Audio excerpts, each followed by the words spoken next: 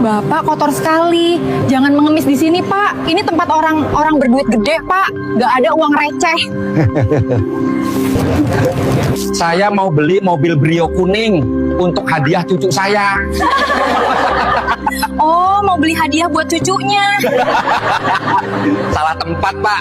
Ini bukan mobil mainan. Saya mau beli mobil kontan, nggak ngutang.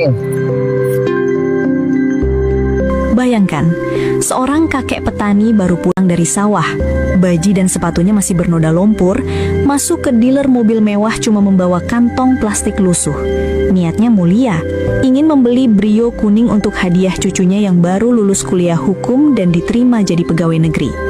Tapi yang ia dapat justru tawa, hinaan, dan kalimat yang bikin dada sesak. Ini mobil, kek, bukan kerbau. Bahkan saat kakek bilang buat hadiah cucu saya, mereka malah mengira cucunya masih kecil dan mengejeknya, seolah kakek salah tempat. Sampai ada yang menyuruhnya beli mobil-mobilan di toko mainan. Kakek itu hanya diam, menggenggam kantong kresek itu makin erat, karena tak satu pun dari mereka tahu apa yang sebenarnya ada di dalamnya, dan apa yang akan terjadi begitu manajer dealer itu muncul.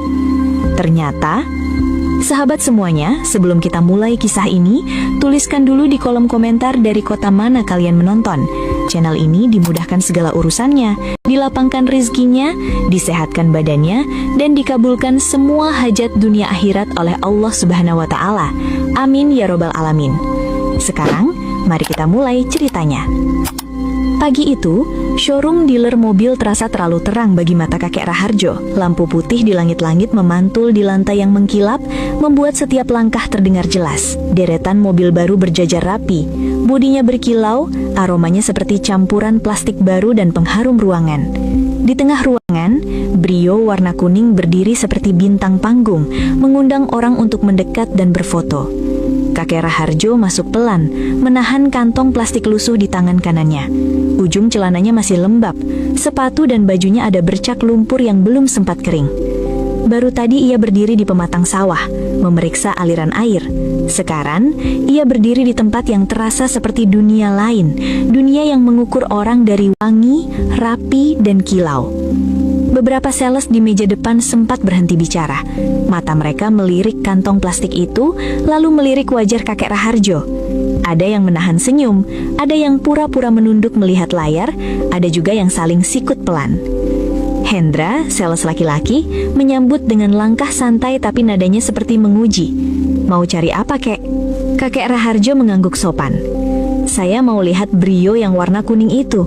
Saya mau beli. Kalimat terakhir itu membuat udara sejenak berhenti. Lalu tawa kecil pecah dari arah meja. Bukan tawa keras, tapi cukup untuk membuat telinga panas.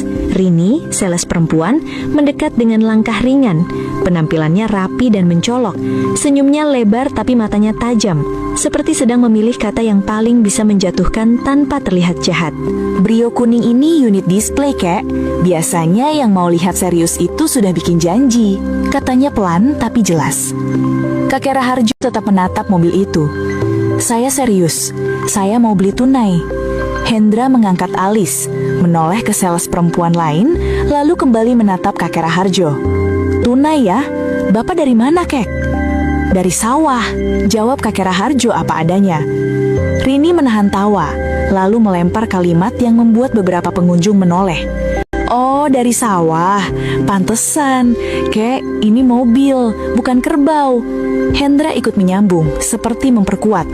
Iya, kek, ini mobil beneran, bukan buat dibawa dari pematang. Kakek Raharjo menelan ludah. Ia tidak membalas. Ia hanya merapatkan kantong plastik itu ke paha, seolah takut isinya jatuh. Ia menatap Brio kuning lagi, mengingat wajah Sinta saat menelpon semalam. Suara Sinta gemetar menahan bahagia saat mengatakan ia lulus dan diterima kerja. Kakek Raharjo sudah berjanji dalam hati, hadiah ini harus jadi awal yang baik. Rini memiringkan kepala, pura-pura ramah. Kakek mau beli buat siapa? Kakek Raharjo menjawab tanpa ragu, seolah itu kalimat yang membuatnya tetap berdiri. Saya mau beli buat hadiah cucu saya.